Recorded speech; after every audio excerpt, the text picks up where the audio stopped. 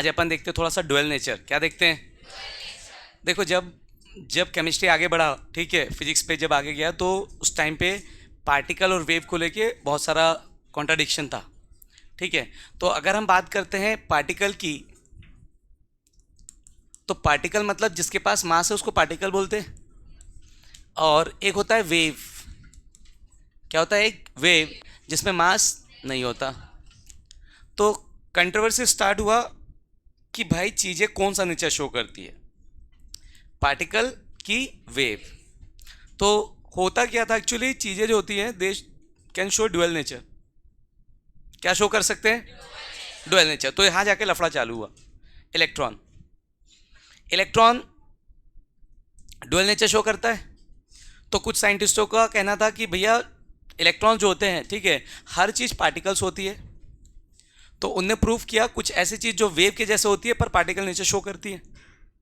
फिर कुछ साइंटिस्ट ने क्या किया, जो पार्टिकल्स होते हैं उसका वेव नेचर प्रूव किया। तो उन्होंने बोला हर चीज़ होती है वेव। तो एक कॉन्ट्राडिक्शन चल रहा था कि हर चीज़ें वेव है कि हर चीज़ें पार्टिकल। न्यूटन का कहना था कि भैया हर चीज़ पार्टिकल होती है। तो न्यूटन के जो गुट वाले थे सारे, उनके साइड के सबका मानना था कि हर चीज़ पार्टिकल होती है।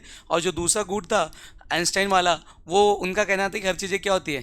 वेव। ये लफड़ा चल रहा था। ठीक है, इस लफड़े के बीच में एक आदमी आया जिसका नाम था डी ब्रॉगली। ठीक है, उसने सारा लफड़ा ख़त्म किया और खुद साइंटिस्ट बन गया बिना कुछ किए। समझ रहे हो क्या? उसने क्या किया, दो बड़े साइंटिस्ट, एक आइंस्टाइन और एक दूसरा प्लांक, नहीं न्यूटन नहीं, प्लांक, उसने प्लांक क्वांटम थ्योरी और आइंस्टाइन के इक्वेशन को रिलेट कर दिया। और उसने प्रूफ कर दिया m is equals to lambda. M मतलब मास, मास मतलब पार्टिकल, लैम्डा मतलब वेवलेंथ, वेवलेंथ मतलब वेव। तो उसने प्रूफ कर दिया दोनों को, लैम्डा और किसको प्रूफ कर दिया। मतलब कोई भी पार्टिकल है जिसके पास मास है, इट कैन एसोसिएट वेव, उसका वेवलेंथ भी होगा। मास है तो वेवलेंथ, तो मास मतलब पार्टिकल नेचर और वेवलेंथ मतलब वेव नेचर। तो फिर उसने बोला भैया लफड़ा बंद करो, ठीक है, डुअल नेचर होता है पार्टिकल का। कौन सा नेचर होता है? Dual nature. कोई भी पार्टिकल है अगर वो हाई स्पीड से मूव करेगा, क्या मूव करेगा? हाई स्पीड से, तो वेव एसोसिएट करेगा। क्या रिलीज करेगा? वेव। आया समझ में? तो अपन थोड़ा सा पढ़ेंगे आज क्या, डुअल नेचर। किसने दिया था? De Broglie. भाई साहब ने किया कुछ नहीं, सिर्फ दो साइंटिस्टों के इक्वेशन को रिलेट किया। तो पहला, according to Planck's quantum theory, पढ़ चुके ना?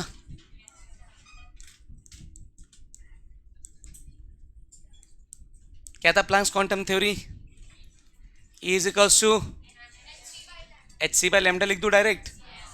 एच न्यू होता है फिर उसके बाद एक्सपेंड करके, इक्वेशन 1। और दूसरा Einstein, according to Einstein equation,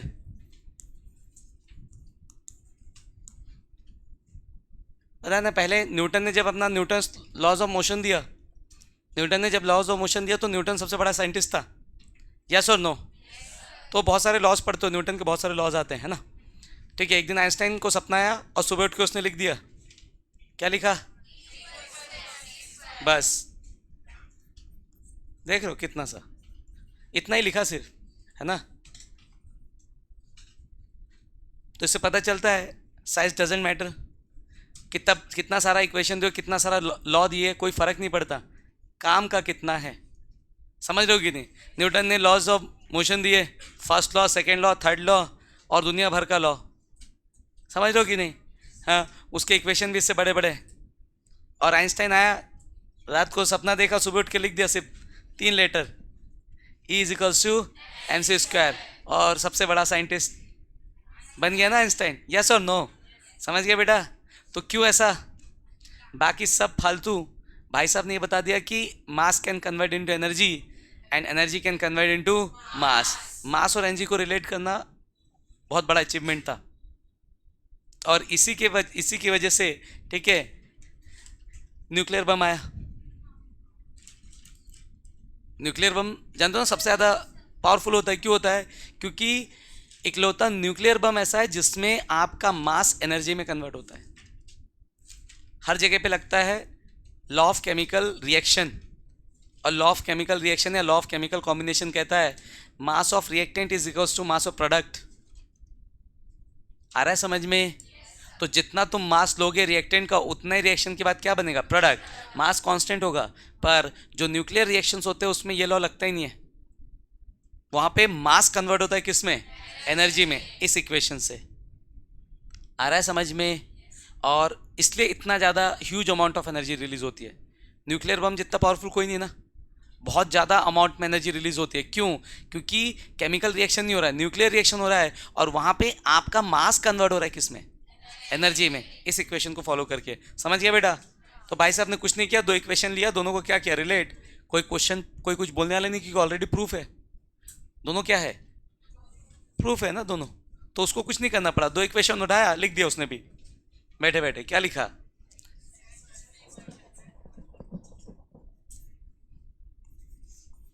mc square is equals to H C by lambda. एक सी से एक C cancel, lambda is equals to आ गया एच अपॉन, बस खत्म। एच क्या है, प्लैंक्स कांस्टेंट। लैम्डा और मास में रिलेशन आ गया, किसमें रिलेशन आ गया, लैम्डा और मास में। कोई दिक्कत इसमें? तो भाई साहब ने किसको रिलेट कर दिया, मतलब क्या शो कर रहा है, ड्यूअल नेचर। क्या शो कर रहा है? तो डी ब्रॉगली ने कहा कि भाई साहब कोई भी पार्टिकल है, if it is in motion it will associate with wave. आप भी तेजी से भागो तो आप भी क्या एसोसिएट करोगे, वेव। पर क्या होता है, मास बड़ा होने की वजह से तो जो वेव का लेंथ होगा बहुत छोटा हो जाएगा, तो वेव एसोसिएट होगा, दिखेगा नहीं। तो उसके लिए आपका मास क्या होना चाहिए, छोटा। तो इलेक्ट्रॉन के लिए परफेक्ट आता है। If a electron is moving तो it will associate with wave, yes और नो। तो जो अपन पढ़ते हैं wave function psi, Schrodinger's equation पढ़ते हैं ना, तो इलेक्ट्रॉन के लिए लिखते हैं वेव इक्वेशन। तो इलेक्ट्रॉन हैविंग मास 9.1 इंटू 10⁻31। तो वेव इक्वेशन कैसे लिखते हैं, क्योंकि ड्यूअल नेचर। समझ गया बेटा, यस और नो? ठीक। तो इस फॉर्मूले से लैम्डा और मास में रिलेशन आ गया। कौन क्या होता है लिखने की जरूरत है क्या, पता है अपने को? सी क्या है, नहीं बेटा, लाइट का वैल्यू निकालोगे तो लाइट आएगा ना। कोई पार्टिकल मूव कर रहा है, कोई बॉल मूव कर रहा है, तो स्पीड ऑफ लाइट लगाओगे क्या? सी स्पीड ऑफ पार्टिकल जो मूव कर रहा है। कोई टेनिस का बॉल फेंक के मारा, वेव एसोसिएट करेगा, तो स्पीड ऑफ लाइट लोगे क्या? बॉल क्या लाइट की स्पीड से भाग रहा है क्या, नहीं ना, उसकी स्पीड आएगी। कोई दिक्कत किसी को? फॉर्मूले को थोड़ा सा और एक्सपैंड करेंगे तो कॉम्पिटिटिव में अलग अलग पैटर्न से क्वेश्चन आ जाते हैं, ठीक है, तो उसमें अपन देख लेंगे। तो अभी थोड़ा सा, सबसे पहला क्या आ गया, lambda is equals to H C by, lambda is equals to H by M C, yes और नो? अब थोड़ा सा मोमेंटम के टर्म्स में देखते हैं इसको। यस, यहाँ तो कोई दिक्कत किसी को? क्लियर है? अब ऊपर का लिख लिए थे क्या अपन? हाँ चलो पहले लिखो, फिर आगे का बताता हूँ। अब अपन लैम्डा को अलग अलग चीज़ों के साथ रिलेट करेंगे ना। चलो छापो। ओके, अब थोड़ा सा लैम्डा को हम डिफाइन करते हैं विथ रिस्पेक्ट टू मोमेंटम। क्या होता है मोमेंटम, क्या होता है? Since P is momentum, mass into, तो M इंटू सी लिख दूँ, कोई दिक्कत है क्या? वेलोसिटी, हम केमिस्ट्री वाले, हमको वेलोसिटी और स्पीड में कोई इंटरेस्ट, हमारे लिए दोनों सेम है। हमको डायरेक्शन से कोई लेना देना है नहीं, तो डायरेक्शन का ही फर्क होता है स्पीड और वेलोसिटी में, है ना। Speed is scalar quantity and velocity is, तो वेक्टर क्वांटिटी मतलब डायरेक्शन। केमिस्ट्री में डायरेक्शन का जरूरत है क्या? हमको कोई मतलब नहीं, हमारे लिए स्पीड और वेलोसिटी दोनों सेम। तो मास इनटू वेलोसिटी क्या कहलाता है, मोमेंटम। तो लैम्डा का अगला फॉर्मूला क्या हो जाएगा, h बाय पी, हाँ या ना? कोई दिक्कत किसी को? ये हो गया आपका तीसरा इक्वेशन, ये हो गया आपका चौथा इक्वेशन। थोड़ा सा और देखते हैं, ठीक। काइनेटिक एनर्जी के टर्म्स में थोड़ा इसको डिफाइन करते हैं। Since kinetic energy is equals to what, half, हाँ या ना, जल्दी बोलो भाई, हाफ mv स्क्वायर होता है, पर अपन क्या लिखेंगे? कोई दिक्कत किसी को? ठीक। इक्वेशन के दोनों तरफ अगर मास से मल्टीप्लाई कर दो तो कोई दिक्कत है तुमको? तो काइनेटिक एनर्जी इनटू मास, तो इधर भी क्या हो जाएगा, हाफ m का स्क्वायर c का square. Kinetic energy into mass is equal to half m का स्क्वायर c का स्क्वायर। कोई दिक्कत किसी को? हाफ को इधर भेजो तो एम स्क्वायर और सी स्क्वायर को एम सी का स्क्वायर लिख सकता हूँ, जल्दी बोलो। ओके, तो क्या मिलेगा मुझे यहाँ से? 2m इंटू काइनेटिक एनर्जी, कोई तकलीफ? स्क्वायर हटाऊंगा तो क्या आएगा? रुक जाओ, पहले देख लेते कहाँ पुटअप करना है। हाँ ठीक है, ओके। तो यहाँ से क्या जाएगा? √2m काइनेटिक एनर्जी, हाँ कि ना? फ्रॉम इक्वेशन 3 को याद करो बच्चों। सो फ्रॉम इक्वेशन 3, आओ थोड़ा 3 से इक्वेशन को याद करते हैं। देखो तीसरा इक्वेशन क्या है? Lambda is equal to h/mc। mc की वैल्यू आ चुकी है, पुटअप कर देंगे तो आपका लैम्डा आ जाएगा किसके टर्म्स में? Kinetic energy. क्या चल रहा है? सिर्फ टाइम पास। तो यहाँ से लैम्डा इज इक्वल्स टू क्या? h/√2m के। तो lambda is equals to h/h/√2me, अगला फॉर्मूला। कोई दिक्कत किसी को? तो ये हो गया आपका कौन सा? इक्वेशन 5।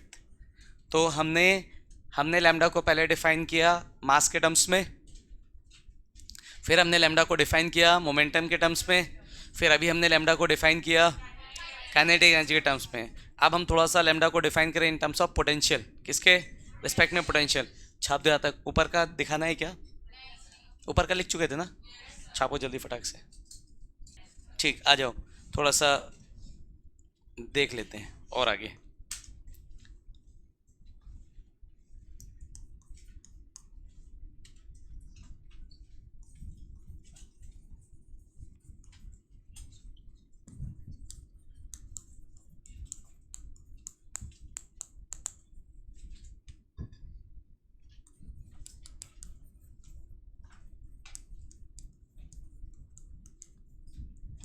देखो, कोई चार्ज है जो पोटेंशियल डिफरेंस बी में एक्सीलरेट कर रहा है। ये आप लोग फिजिक्स में कहीं ना कहीं पढ़े होंगे, और नहीं पढ़े हो तो पढ़ोगे। ठीक, तो अगर कोई चार्ज है, ठीक है, वो पोटेंशियल डिफरेंस लगा दिया उसके अक्रॉस, तो चार्ज क्या करेगा? एक्सीलरेट करेगा ना। तो जैसे ये एक पॉजिटिव चार्ज लगा है, ये नेगेटिव टर्मिनल जोड़ दिया बैटरी से, बीच में कोई भी चार्ज है इधर पॉजिटिव और नेगेटिव, तो पॉजिटिव होगा तो नेगेटिव की तरफ आएगा, और नेगेटिव होगा तो एक्सीलरेट करेगा ना। तो चार्ज इन मोशन, एक्सीलरेट कर रहा मतलब मूव कर रहा है ना, तो फिर इसकी काइनेटिक एनर्जी होगी। क्या पढ़े हो आज बताओ जरा? नहीं। So kinetic energy is equals to होगा QV। काइनेटिक एनर्जी क्या होगा उसका? Q into V. तो कोई चार्ज अगर पोटेंशियल डिफरेंस V में एक्सीलरेट कर रहा है तो उसका काइनेटिक एनर्जी क्या होगा? Q into V. ठीक है, कैपेसिटर वगैरह कुछ कुछ पढ़ रहे होंगे तो कहीं ना कहीं आएगा ये। ठीक है, हाँ तो आएगा वो। ठीक, जिंदा रहोगे तो पढ़ोगे। ओके, तो kinetic energy is equals to Q into V. कोई दिक्कत किसी को? तो फ्रॉम इक्वेशन 5 क्या हो जाएगा? जल्दी बोलो। तो क्या आ जाएगा? Lambda is equals to h/√2m QV। Okay, कोई दिक्कत किसी को? अब यहाँ देखो, h की वैल्यू अपने को पता है क्या? बिल्कुल पता है। m की वैल्यू, अगर मास चार्ज की बात कर रहा हूँ तो चार्ज में मेरे पास अगर इलेक्ट्रॉन है तो मुझे पता है वैल्यू। अगर इलेक्ट्रॉन है तो मास ऑफ इलेक्ट्रॉन पता है क्या? बिल्कुल पता है। चार्ज ऑफ इलेक्ट्रॉन पता है क्या? बिल्कुल पता है। पुटअप कर सकते हैं। तो ये H2M और Q सॉल्व हो सकता है। क्या नहीं पता? सिर्फ V, वो चेंज हो सकता है ना। पोटेंशियल में अलग अलग अप्लाई कर सकता हूँ, 500 वोल्ट 2000 वोल्ट कुछ भी यूज़ कर सकता हूँ, पर मास ऑफ इलेक्ट्रॉन चेंज हो सकता है क्या? फिक्स है ना।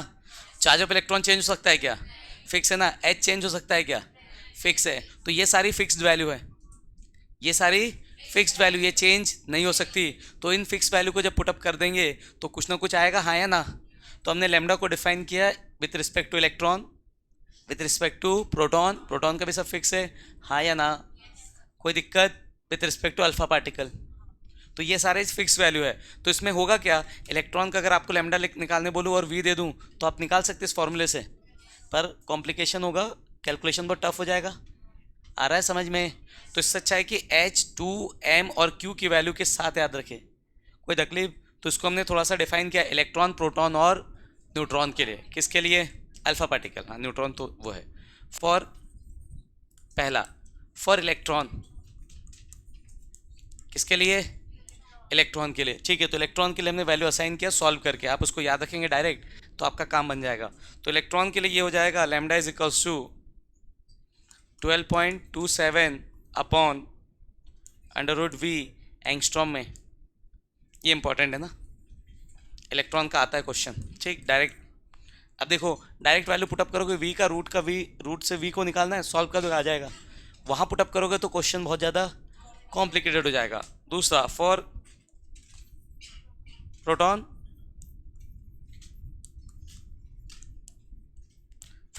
अगर प्रोटॉन की बात करते हैं तो लैम्डा इज इक्वल्स टू क्या हो जाएगा? लैम्डा इज इक्वल्स टू होता है ये 0.286 अपॉन √v एंगस्ट्रॉम। और आखिरी, फॉर अल्फा पार्टिकल,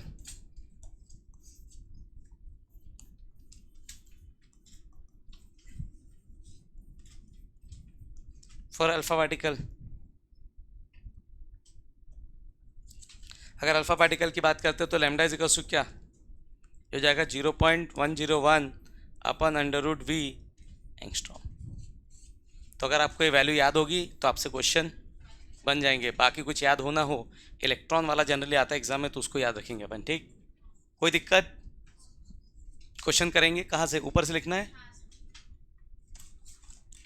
आ जाओ। कहाँ से लिखना है? यहाँ से? यहाँ तक लिख चुके हैं? यहाँ से? ठीक, चलो लिखो जल्दी। आओ क्वेश्चन करते हैं।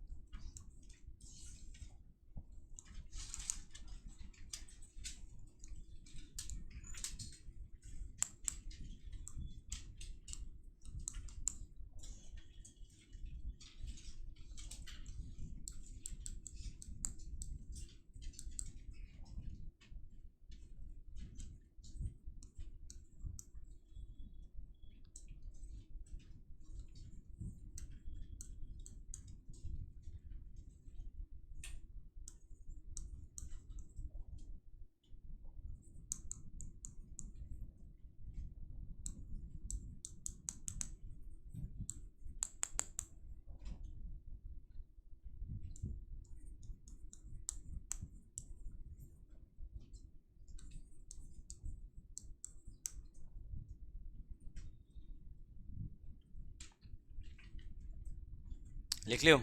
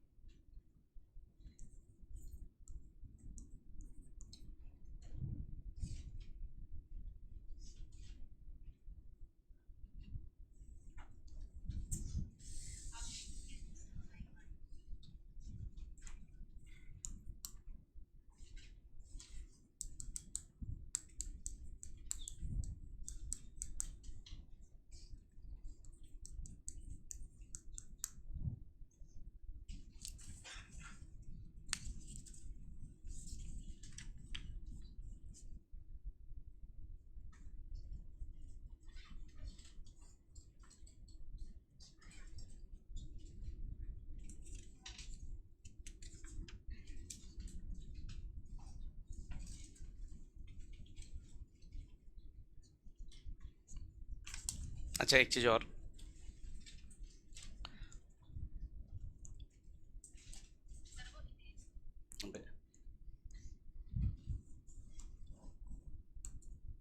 यहाँ पे थोड़ा सा आइए,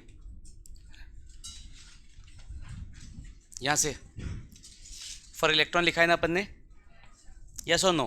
किस में लिखा है? वोल्ट में पोटेंशियल डिफरेंस दिया है ना? कोई दिक्कत किसी को?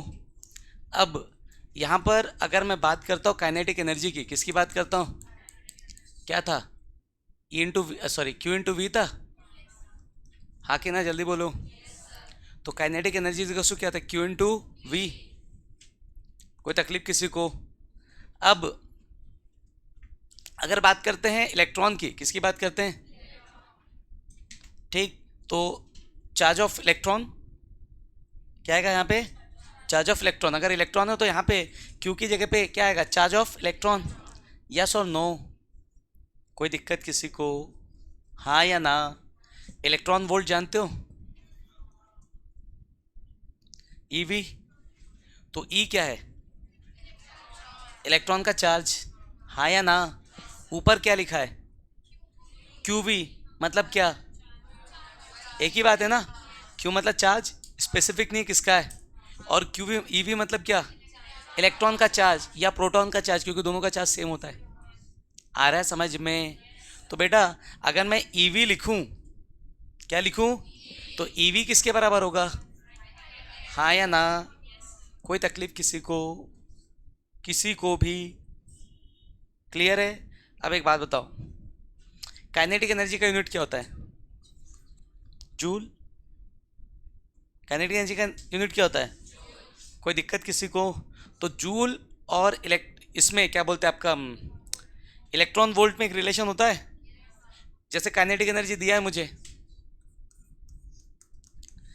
10 जूल, मुझे इसको इलेक्ट्रॉन वोल्ट में कन्वर्ट करना है, कर सकते हैं क्या? कैसे? आ रहा है समझ में? तो इधर समझो मेरी बात को। अगर मैं इसको ऐसा लिख दूं, लैम्डा इज इक्वल्स टू, अच्छा इसको लिखते पहले। अगर मैं इसको लिखूं lambda is equals to 12.27 upon under root kinetic energy, क्या ये सही है? नहीं, क्योंकि kinetic energy is equals to eV होता है। आ रहा है समझ में? हाँ या ना? अब एक बात बताओ, काइनेटिक एनर्जी को अगर मैं ईवी में कन्वर्ट करना चाहूँ, इलेक्ट्रॉन वोल्ट में, समझ आ रहा है कि नहीं? तो किससे मल्टीप्लाई करना पड़ेगा मुझे? तो अब अगर मैं ऐसा लिखूं,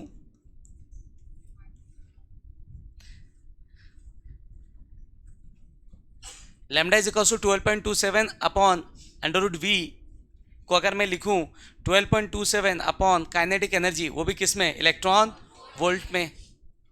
kinetic energy in joule, kinetic energy in joule, electron volt में कन्वर्ट करोगे तो मल्टीप्लाई करना पड़ेगा किससे? 1.6 इंटू 10⁻, समझ गए? तो इस नंबर को यहाँ पे मल्टीप्लाई कर दूंगा तो काइनेटिक एनर्जी किस में आ जाएगा? अब इलेक्ट्रॉन वोल्ट में दिया, जूल में आएगा ना? आ रहा है समझ में? हाँ या ना? तो जब आप इलेक्ट्रॉन वोल्ट में कन्वर्ट करोगे, किसको? जूल को, तो एक नंबर मल्टीप्लाई करना पड़ेगा। समझ गए मैं क्या बोला? हाँ या ना? मैंने आपको काइनेटिक एनर्जी की वैल्यू दिया 20 जूल, तो यहाँ पुटअप नहीं होगा ना? पुटअप किस में होगा? तो क्या करूँगा? 20 इंटू 1.6 इंटू 10⁻⁻⁹ ये पुटअप होगा यहाँ पे। काइनेटिक एनर्जी लिखता तो सीधे 20 पुटअप होता। इलेक्ट्रॉन वोल्ट लिखा है मतलब कन्वर्ट करना पड़ेगा ना, तो इलेक्ट्रॉन वोल्ट में इतना मल्टीप्लाई करके लिखना पड़ेगा। तो आप देखो बे, यहाँ पे 20 क्या है? काइनेटिक एनर्जी मान लो 20 क्या है? जूल में।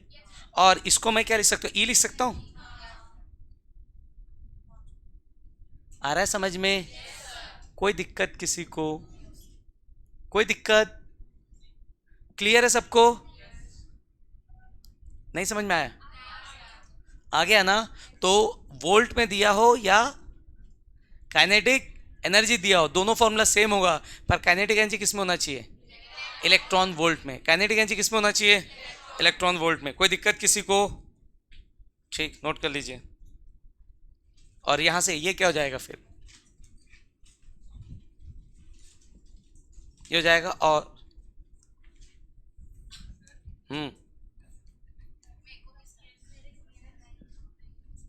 ठीक।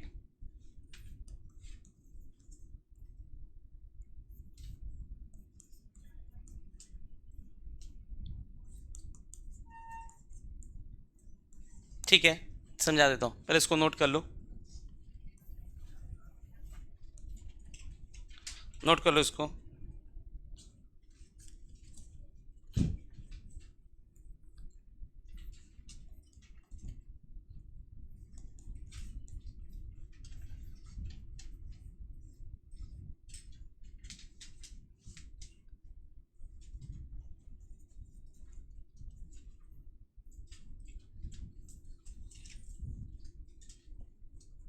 नोट कर लो, मैं समझा दे रहा हूँ।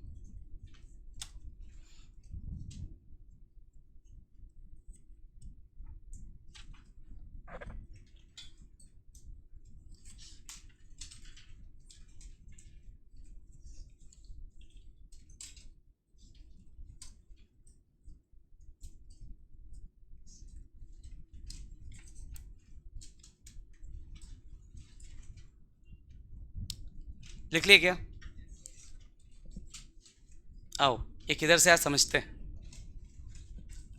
1 इलेक्ट्रॉन वोल्ट इज इक्वल होता है 1.6 इंटू 10⁻, हाँ या ना? कोई दिक्कत इसमें किसी को? ये होता है आपका जूल में, ये पता होना चाहिए तब समझ में आएगा। तो 1 electron volt is equal to 1.6 into 10⁻⁹ joule.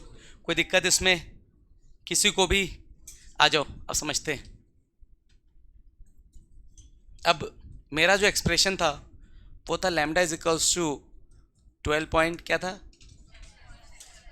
Upon under root v. Yes और नो? कोई दिक्कत किसी को? ठीक। Kinetic energy is equals to क्या था? ई इंटू वी लिख दूं, हाँ या ना?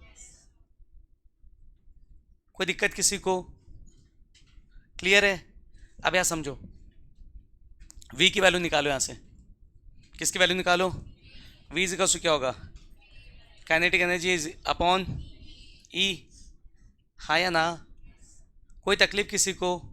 अब ये वैल्यू यहाँ पुटअप कर लेता हूँ, तो लैम्डा इज इक्वल्स टू क्या हो जाएगा? 12.27 अपॉन क्या? अंडर रूट के ई अपॉन क्या? ई। यस और नो? कोई दिक्कत किसी को? यहाँ तो दिक्कत नहीं ना? इसमें कोई दिक्कत है किसी को? तो यहाँ पे फिलहाल फिलहाल मेरा जो काइनेटिक एनर्जी है वो किस में? जूल में कन्वर्ट तो किया नहीं ना? किस में ये? हाँ या ना? कोई दिक्कत? ये जूल में है।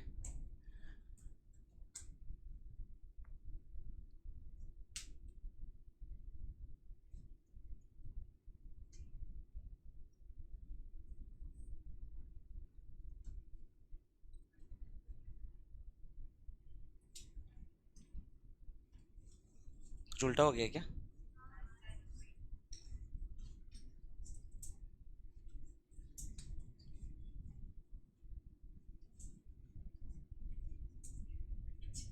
पहला एक्सप्रेशन काइनेटिक एनर्जी का था ना, उससे करते हैं, उससे आ जाएगा।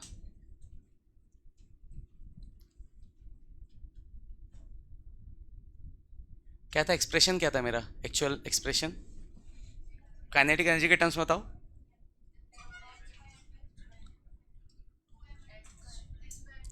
h/2m, यही था ना?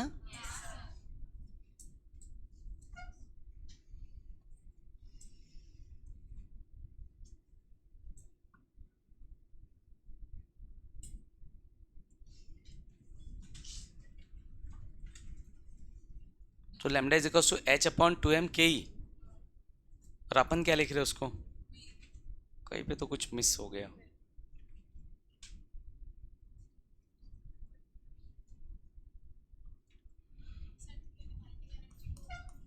तो लैम्डा इज इक्वल टू था 2.27 अपॉन क्या आया था सॉल्व करके?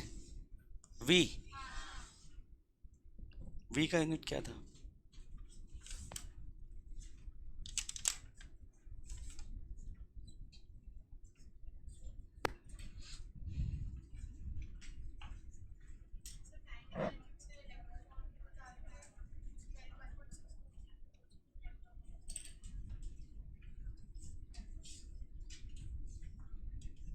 काइनेटिक एनर्जी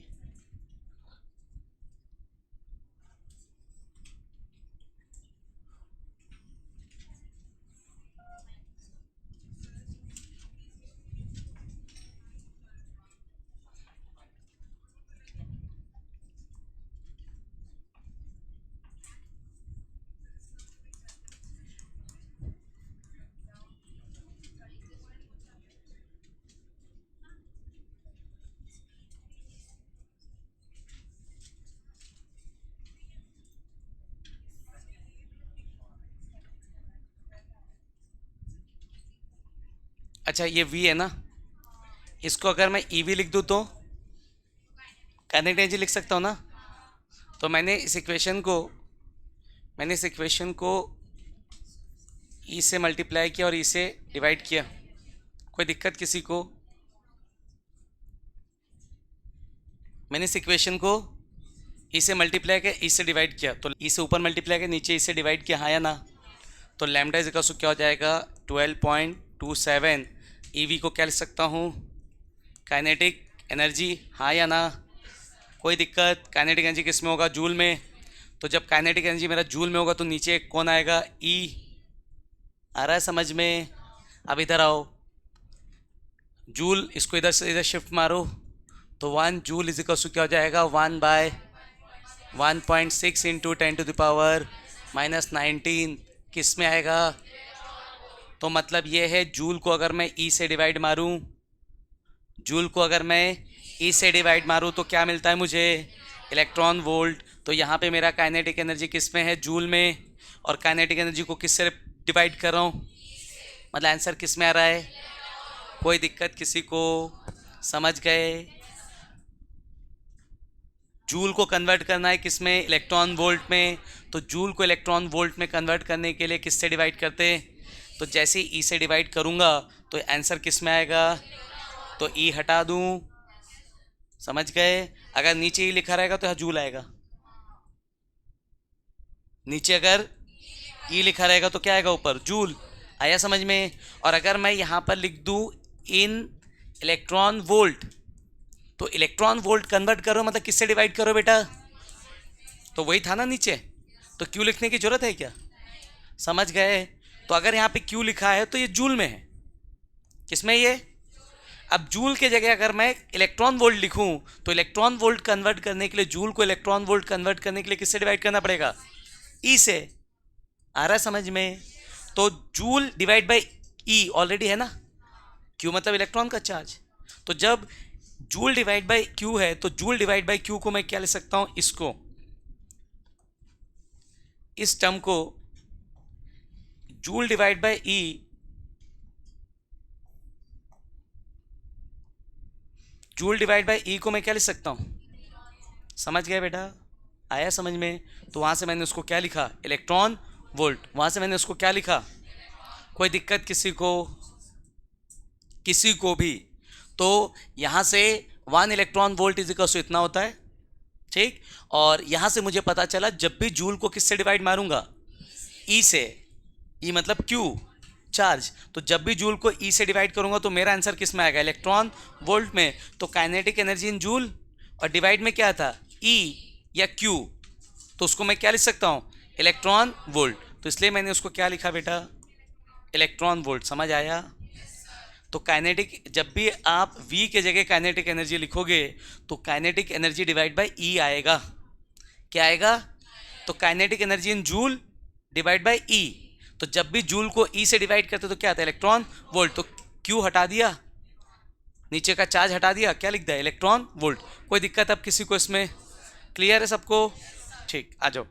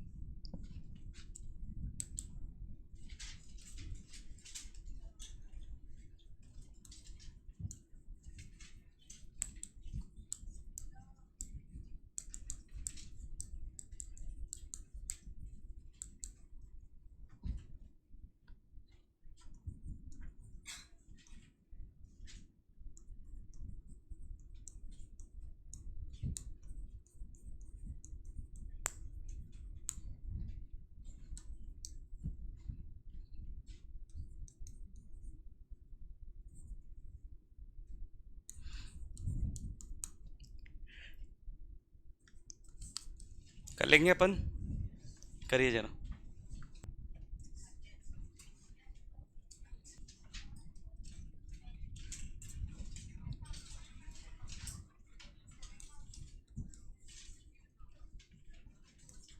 प्रोटॉन है बेटा, कुछ भी नहीं लिखना है।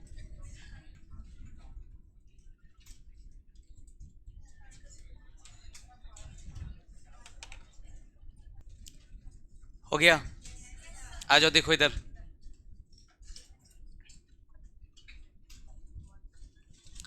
Calculate de Broglie wavelength of a ball of mass 0.1 kg moving with a speed of 30 metre पर सेकेंड।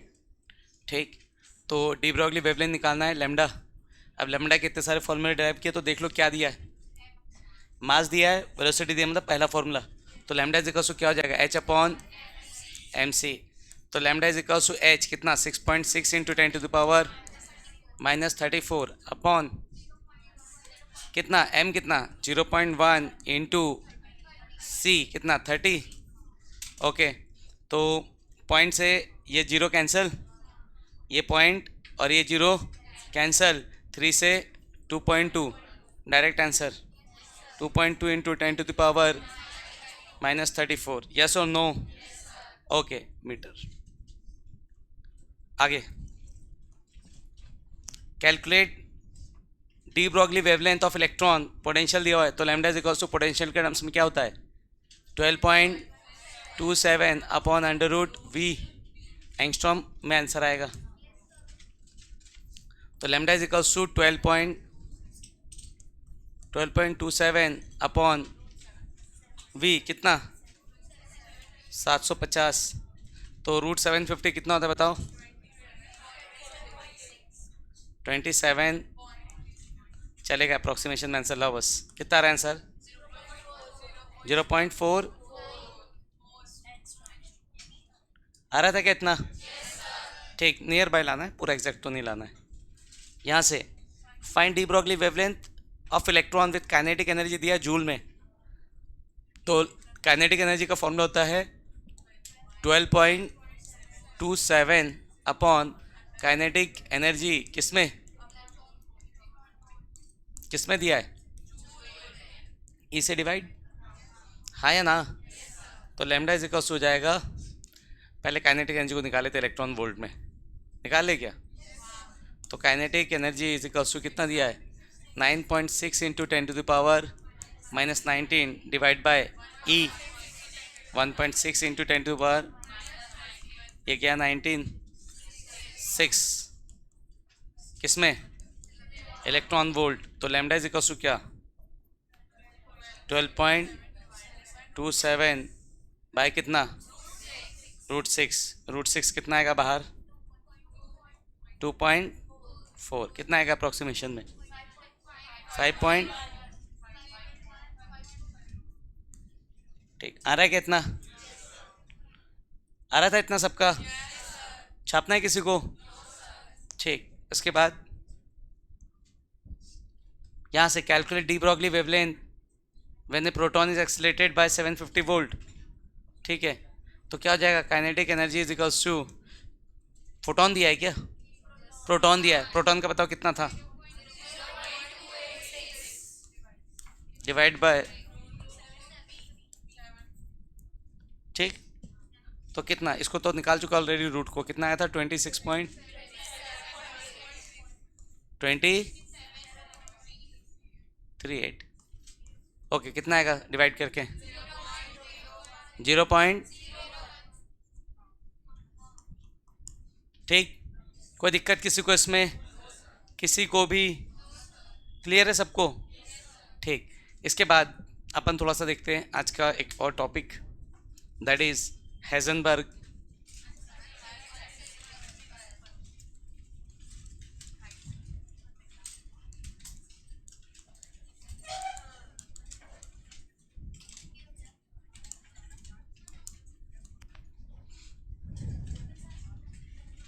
Heisenberg uncertainty principle. अगर बात करते हैं हेजनबर्ग अनसर्टेनिटी प्रिंसिपल की, तो हेजनबर्ग आया, उसने दो चीज़ निकालने का ट्राई किया। तो हेजनबर्ग आया, उसने दो चीज़ निकालना चाहा, एक मास और दूसरा एक पोजीशन और दूसरा मोमेंटम। तो भाई साहब माइक्रोस्कोपिक पार्टिकल पे रिसर्च कर रहे थे। माइक्रोस्कोपिक पार्टिकल मतलब जिसको माइक्रोस्कोप से देख सके, फॉर एग्जांपल इलेक्ट्रॉन। तो एक माइक्रोस्कोपिक पार्टिकल जो कि बहुत छोटा है, जिसको हम सिर्फ माइक्रोस्कोप से देख सकते हैं, उस पार्टिकल के ऊपर ही रिसर्च कर रहा था और ये निकालना चाह रहा था दो चीज़ इस माइक्रोस्कोपिक पार्टिकल का। क्या? सबसे पहले पोजीशन और दूसरा मोमेंटम। मोमेंटम मतलब क्या? M B. मोमेंटम पी निकालना चाह रहा था। क्या निकालना चाह रहा था? पी। और दूसरा क्या निकालना चाह रहा था? Position.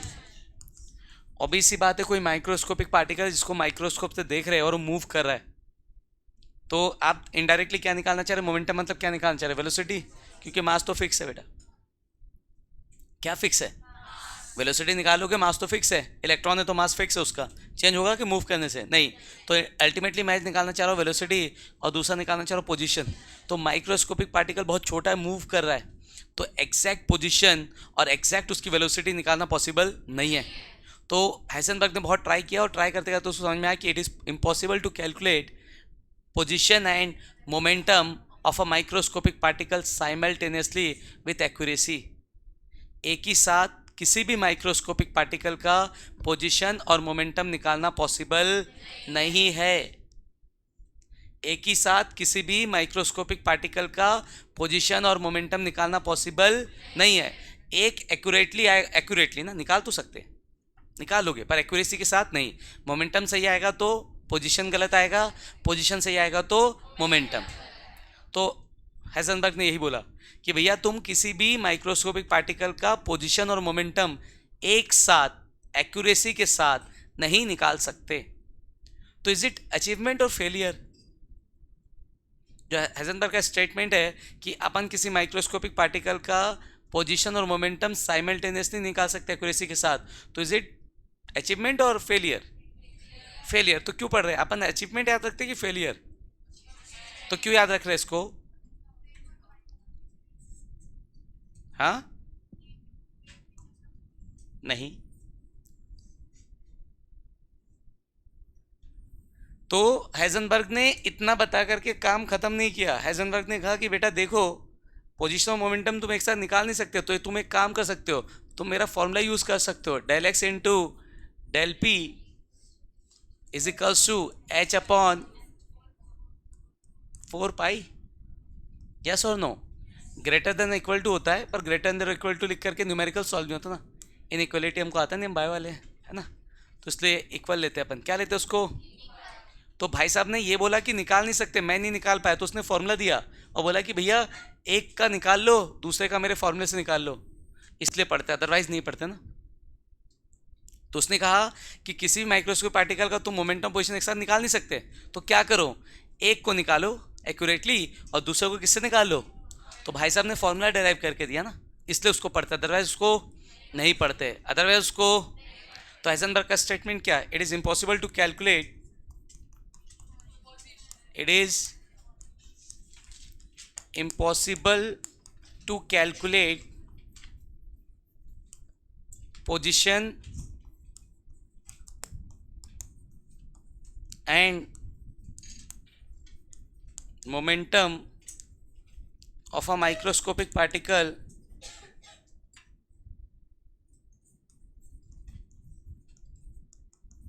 it is impossible to calculate position and momentum of a microscopic particle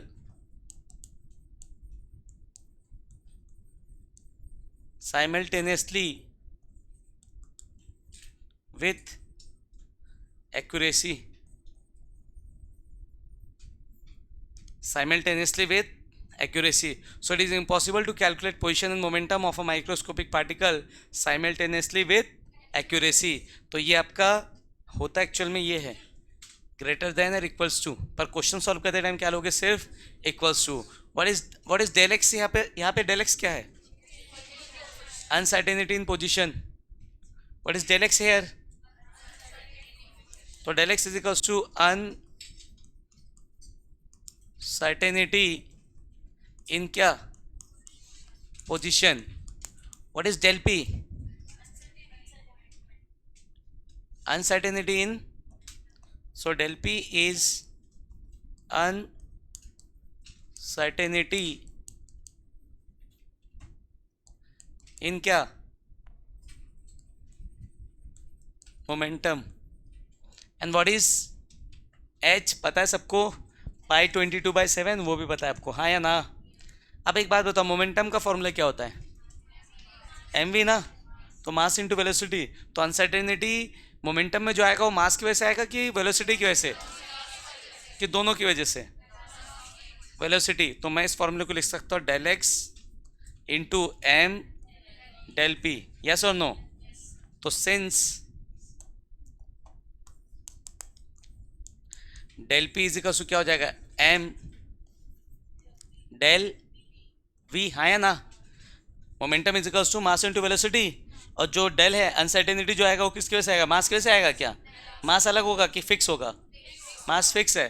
तो जो भी चेंजेस आएगा, जो भी मोमेंटम में जो भी गड़बड़ी आएगी, अनसर्टेनिटी आएगी, वो किसकी वजह से आएगी, वेलोसिटी। तो फॉर्मूला क्या हो जाएगा, del x into m delta p greater than equals to what, p दिख रहा है क्या तुम लोग को, मार खाओगे बहुत तेज, अपॉन 4 पाई, हाँ या ना। एम को उधर भेज दो तो क्या मिल जाएगा, del x into del v is greater than equals to H upon क्या, 4 पाई एम। जब भी क्वेश्चन करोगे तो क्या लगाओगे, इक्वल। जब भी क्वेश्चन लगाओगे क्या लगाओगे, इनइक्वलिटी मत लगाना, क्या नहीं लगाओगे, इनइक्वलिटी। क्या आएगा, इक्वल का साइन, किसका साइन आएगा, इक्वल का। कोई दिक्कत किसी को, छाप दिया जाए। बच्चों डन, क्वेश्चन कर ले।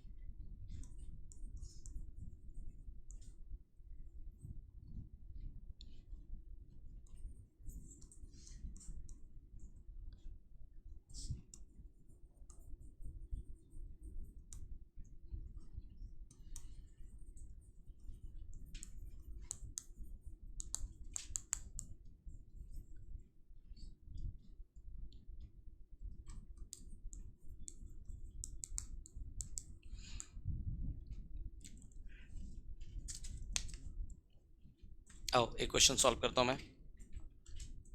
क्या कह रहा है, एक गोल्फ बॉल है जिसका मास है 40 ग्राम, ओके। तो मास इज इक्वल टू 40 ग्राम, हाँ या ना। तो 40 ग्राम मतलब कितना, 40 डिवाइड बाय 1000, कितना, 0.04 kg, हाँ या ना। कोई दिक्कत किसी को, अरे जल्दी बोलो।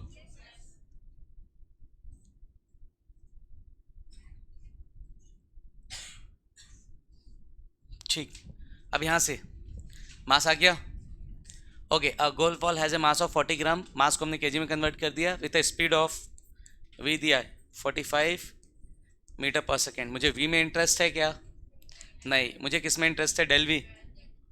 मुझे किस में इंटरेस्ट है, दिया क्या है, मेरे काम का है क्या। अब आगे क्या करें, if the speed can be measured with in the accuracy of 2%, अब मेरे काम का है। तो डेल वी मतलब कितना, 45 का कितना परसेंट, 2% निकालना आता है ना। जितना परसेंट बोला उसको इंटू करो और डिवाइड बाय 100। 5% बोलता तो 5/100, 20% बोलता तो 20/100। अभी कितना परसेंट बोला, 2, तो 2/100 कितना, 0.9 मीटर पर सेकेंड। आ गया, पूछा क्या मुझसे, अनसर्टेनिटी इन पोजिशन, तो डेल एक्स पूछा जा रहा है बेटा। तो del x into del momentum है कि वेलोसिटी, वी। तो डेल वी इजिकल क्या हो जाएगा, एच अपॉन 4 पाई एम। अरे हाँ या ना बच्चों, कोई तकलीफ किसी को, ठीक, तो यहाँ से डेल एक्स कितना निकालना है, चलो निकाल लेते बेटा। Del x is equals to H कितना 6.6 इंटू 10⁻34। ओके, 4 पाई की वैल्यू 22/7 लिखना क्योंकि कैंसिल होगा। इंटू एम, मास कितना बच्चा 0.4। और क्या मिसिंग हो गया, इंटू डेल भी आएगा, डेल वी को इधर से इधर भेज देते हैं तो डेल वी कितना 0.9। कोई दिक्कत, समझ आया, वी को इधर भेजाऊँ। अब यहाँ से ये पॉइंट और ये पॉइंट कैंसिल, यस और नो, ये पॉइंट हटाया तो ये पॉइंट और ये पॉइंट क्या हो गया, कैंसिल। ठीक, तो ये 22 से कितने बार जा रहा है, 3 बार, हाँ या ना। और 3 से काट दिया इसको, 3 3 ज़ा 9, यस और नो। 7 पलट के कहाँ, ऊपर, तो मुझे मिल रहा है delta x is equals to, ऊपर में कुछ नहीं है ना, तो ऊपर में कौन आएगा, 7 आएगा पलट के, 7 इंटू 10⁻34, हाँ या ना। 4 इंटू 4 इंटू 3 48, और डेसिमल हटाऊंगा तो यहाँ 10 का पावर कितना आएगा -2। ठीक, तो 7/48 कितना आ रहा बताओ, 0 पॉइंट कितना आ रहा बताओ, 1 0.1 समथिंग आएगा, कितना आएगा बताओ। और 10 का पावर कितना जाएगा 0.14 इंटू 10⁻32, डेल एक्स है ना मीटर। कोई तकलीफ किसी को, किसी को भी, नोट कर लीजिए। छाप रहे कि छाप लिए, ओके।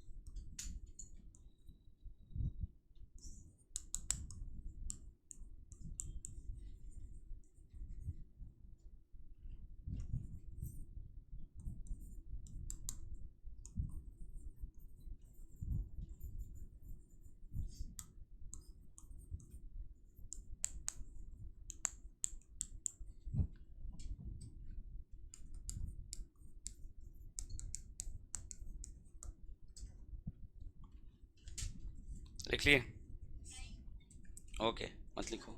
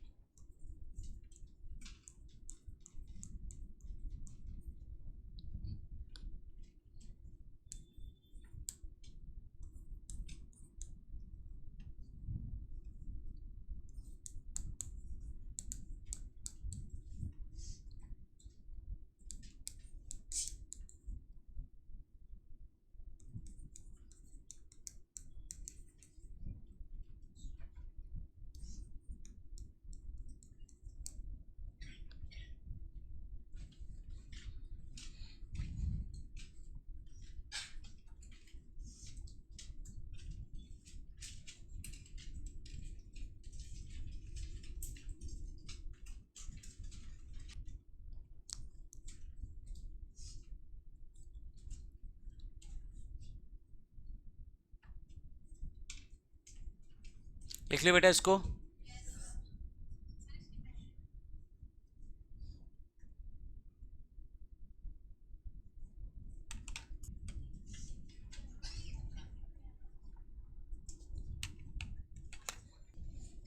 हो गया? आ जाओ देख लो जल्दी से। क्या बोल रहा है? टेनिस बॉल का मास कितना दिया है? 50 ग्राम। तो कितना? 0 kg, हाँ या ना? वी कितना दिया है? ये भी 50 दिया है। 50 मीटर पर सेकेंड। और डेल वी कितना हो जाएगा? 50 × 5/100, 2.5। ओके, क्या पूछा मुझसे? Del x. तो डेल एक्स इजिकल्स टू क्या हो जाएगा? H/4πm del we. एच कितना? 6.6 इंटू 10⁻⁻34 अपॉन 4 इंटू पाई कितना? 22/7 इंटू एम कितना? 0 इंटू वी कितना? 2 कोई दिक्कत किसी को? पॉइंट हटा देता हूँ यहाँ से पॉइंट हटाया, इधर से पॉइंट हटाया, हाँ या ना? ये कितने बार? 3। यस और नो? ओके, और कुछ कर ट्राई किया? नहीं।